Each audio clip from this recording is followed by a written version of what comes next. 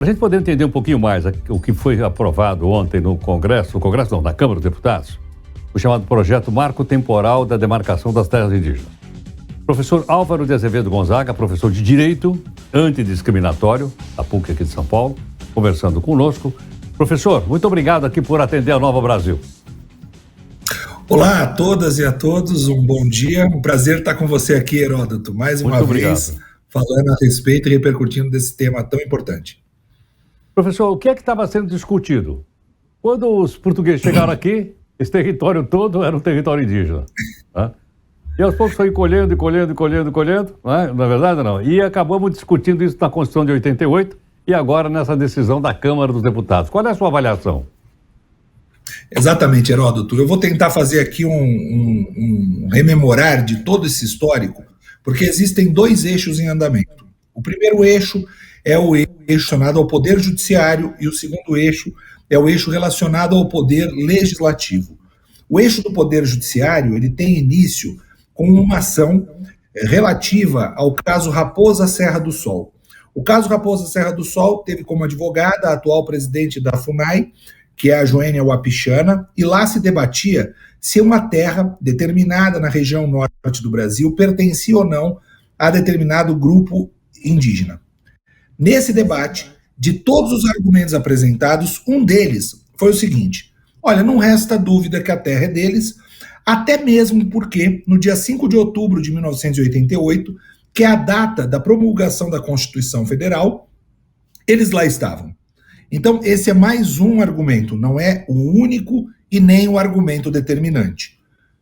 E nesse episódio, debateram o seguinte: esta decisão vale para todos os casos relativos a terras indígenas ou apenas para esse caso? E disseram apenas para esse caso.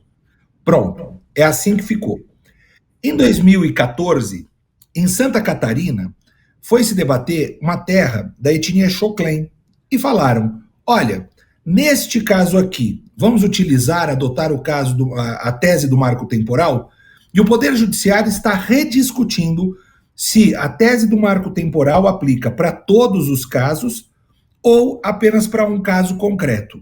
Bem, nesse caso de Santa Catarina, do Xoclen, nós temos agora o julgamento em andamento, temos um voto a favor do ministro Luiz Edson Fachin, aliás, a favor dos povos indígenas, contra o marco temporal, e um voto contra os povos indígenas, ou, assim entendido, a favor da tese do marco temporal, que é do Cássio Nunes.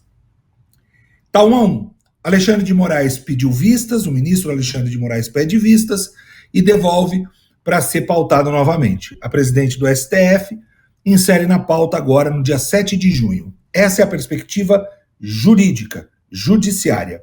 A perspectiva legislativa se dá em 2007, quando um deputado federal, Homero Pereira, se não me falha a memória dele, oferece um projeto de lei, o 490, de 2007. Esse projeto de lei dele desloca a demarcação de terra do Poder Executivo, portanto, da FUNAI e do Ministério ao qual ela está alocada, ele desloca para o Poder Legislativo, ou seja, a Câmara dos Deputados que vai demarcar terra. Essa é a primeira ideia. Esse projeto é recusado pela Comissão de Direitos Humanos, o deputado não é reeleito em 2010, falece nesse quadriênio entre 10 e 14, e esse projeto ressuscita. Ou seja, arquivado a pedido da Comissão de Direitos Humanos, a PL 490 ressuscita. Ao ressuscitar, os debates são retomados, mas sem escuta dos povos originários. E aí o que acontece? Em 2016 ganha uma velocidade maior, passa pela Comissão de Constituição e Justiça, quando sua presidente era a deputada federal Bia Kicis, e sem ouvir os povos originários, o que é um pressuposto da Convenção 169 da Organização Internacional do Trabalho, a consulta prévia e informada de nós indígenas deve existir. Isso não aconteceu. O que nós tivemos? Nós tivemos o encaminhamento para a Casa Legislativa da Câmara dos Deputados. Pois bem, isso foi no governo anterior. No atual governo, essa questão não estava sendo pautada, não estava sendo debatida, uma vez que o judiciário vai se manifestar. E, no dia seguinte da votação do arcabouço fiscal, a base governista é surpreendida com os dizeres de grupos que defendem não o interesse indígena, grupos que querem tutelar os interesses indígenas, dizendo que a Câmara dos Deputados dá caráter de urgência para a votação da PL 490. A PL 490 não mais apenas quer deslocar para o Poder Legislativo a possibilidade de demarcação de terra, como também começou a abrir outras normativas buscando regular o artigo 231 da Constituição Federal. Aqui é que está a questão. O marco temporal é uma tese que, na leitura do artigo 231 da Constituição Federal, diz terras tradicionalmente ocupadas. Terras tradicionalmente ocupadas significa o quê? Existe uma narrativa, existe um histórico, laudos antropológicos que mostram que aquela terra é indígena. A tentativa é como se fosse, eu faço essa imagem sempre que explico o marco temporal, é como se fosse um retrato de satélite do Brasil e mostrasse, no dia 5 de outubro, esta foto mostra os povos indígenas onde eles ocupam os seus espaços. É só essa terra que a gente debate, mais nenhuma. E isso é uma afronta, isso é um assinte. Seria o mesmo que dizer, Heródoto, que todos aqueles nascidos depois da Constituição de 88 não têm mais a Constituição de 88 os protegendo. Na ideia do quê? Na ideia de que existe um marco temporal para quem a Constituição deve ser aplicada. Se não é aplicada dessa forma, a gente não pode aplicar também com relação à demarcação de terra e aos povos indígenas. Entendi. Há um outro argumento também apresentado, perdão, Heródoto, eu falo bastante, por favor, né? Pode continuar, por favor. Não, que tem um outro argumento que eu realizei um estágio pós-doutoral em História Indígena. Eu sou indígena da etnia Guarani Kaiowá, e nesse estágio a gente debatia uma frase que é assente, apresentada por aqueles que são contra ou querem tutelar os povos indígenas: há muita terra para pouco indígena.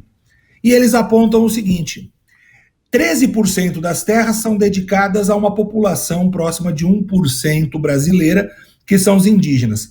Quando não se entende que existe pouco indígena para proteger muito o meio ambiente, para proteger muita terra. Como nós usamos no direito, há um brocardo que se fala mutatis mutandi, ou seja, vendo de outro lado, seria o mesmo que dizer que existe muita riqueza acumulada na mão de poucos ricos. 95% da riqueza brasileira está na mão de 1% dos brasileiros. Por isso nós devemos ampliar o projeto de riqueza do Brasil e a quantidade de ricos. Ninguém diz isso. Quando se fala da taxação de grandes fortunas, todo mundo foge desse debate. Então, por que debater a questão da terra? Porque se o agronegócio brasileiro já produz alimento para 1/3 do mundo e 33 milhões de brasileiros passam fome.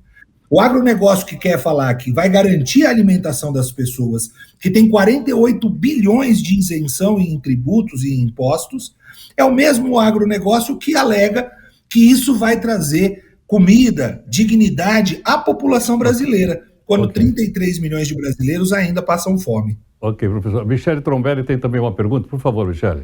Oi, professor Álvaro, bom dia. Só uma dúvida, o senhor explicou muito bem todo esse trâmite e a diferença da relação do legislativo e do judiciário.